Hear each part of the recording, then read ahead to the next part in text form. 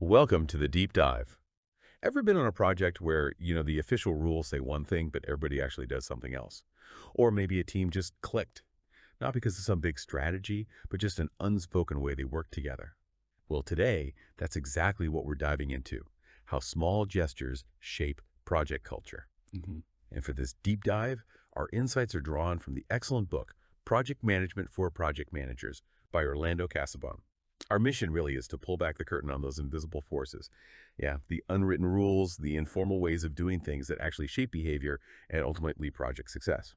Okay, so let's break this down a bit. The source material makes a really strong point that what happens on a project isn't just dictated by formal policies or procedures. It's heavily influenced by these internal customs habits, things people just do.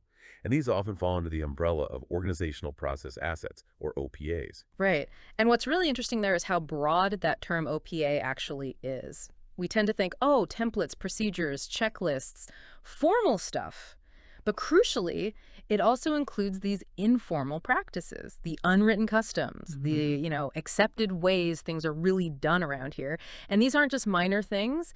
They genuinely dictate a lot of the day-to-day behavior, and they really fundamentally shape the project's culture. So it's kind of like the project's vibe, that unspoken code, like the example given about Martha placing flowers on a new employee's desk. Yeah. Seems small, right? Yeah. How does that fit into something official sounding like organizational process assets? That's actually a perfect example. Martha's Flowers. It's totally undocumented, right? Nobody wrote a policy about it. Yeah. But it's a classic informal OPA. It's an internal tradition. It sends a message, a really powerful, subtle one about how this organization welcomes people. It directly impacts the team culture, helps with onboarding, boosts morale, helps people integrate. Makes them feel part of the team straight away. Exactly. And it's not about where Martha learned it or some external standard. It's become an established internal routine. It says something about who they are. Okay, that makes sense. So if these subtle unwritten rules are floating around, and they're actually quite influential, why is recognizing them so critical for you, the project manager? What happens if you just ignore them? Well, that's where things can get tricky. Ignoring them, that can be really problematic. Think about it. You might come in with a new process, perfectly logical on paper, seems efficient, but it just keeps hitting these invisible roadblocks. Yeah, you feel like you're pushing against nothing, but something's definitely pushing back. Precisely. And often it's because your new logical process clashes with one of these informal OPAs. Maybe there's an unwritten rule that before any decision gets made, you have to have a quick informal chat with Sarah by the coffee machine, even if she's nowhere on the official approval list. Right, the unofficial gatekeeper. Or maybe there's this unspoken pressure that everyone stays late even if their own work is done. That creates burnout, resentment. Ignoring these things can lead to, well, quiet resistance, misunderstandings, projects feeling like they're constantly swimming upstream. It just burns energy and time.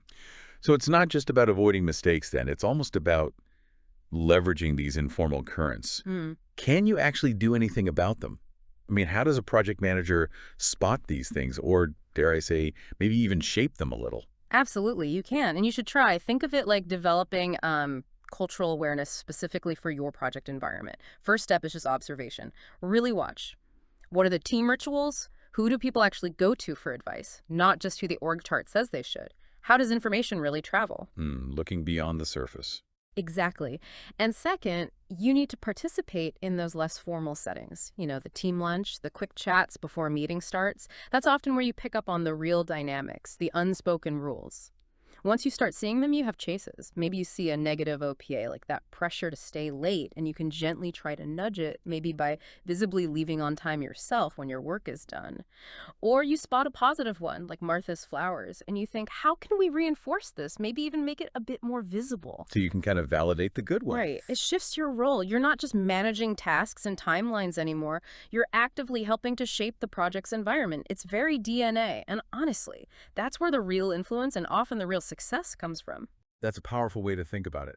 It means those little things, the unwritten ways of working, they aren't just fluff. They're real drivers. Powerful drivers for project success, for team cohesion. Often overlooked, maybe, but their impact, undeniable. Gives you, the project manager, a way to genuinely shape things, not just follow the plan.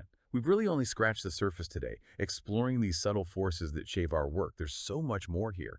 For a really deep dive into these concepts, how they work, and importantly, how you can apply them, we highly recommend checking out Project Management for Project Managers by Orlando Casabon. It's a fantastic resource for understanding the real dynamics behind successful projects.